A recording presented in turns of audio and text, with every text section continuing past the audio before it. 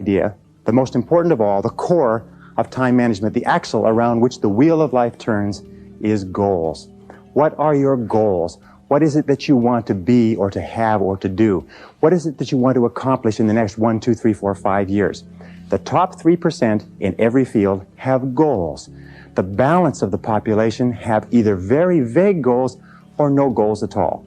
So the question you have to ask yourself is, who am I? Where am I going? What do I want to accomplish? And there are 3 major areas of goals that you have to think about. The first is your personal and your family goals.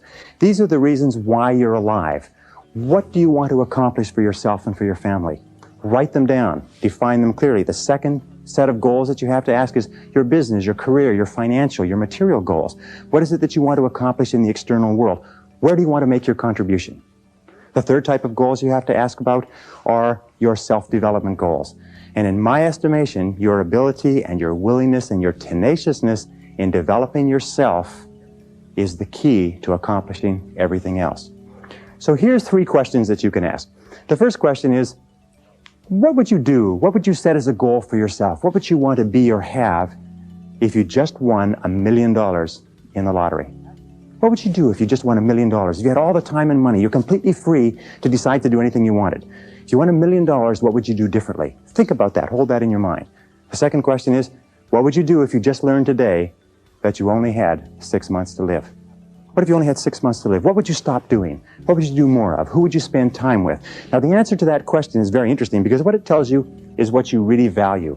What is really important to you? And what we have found is that self-esteem, satisfaction, happiness in life comes from getting your goals and your activities congruent with your values, with your priorities, with what you consider to be really important. Now, here's the third question. The third question is, what one great thing would you dare to dream if you knew you could not fail? If you knew beyond a shadow of a doubt that you could not fail, what one thing would you set as a goal for yourself? Because sometimes answering that question will tell you the one thing that you've been put on this earth to accomplish.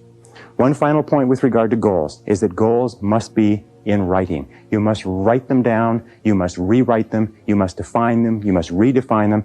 The top 1% of successful people in every area have very clear, specific, written goals. And most of them carry their goals around with them. So let's go from goals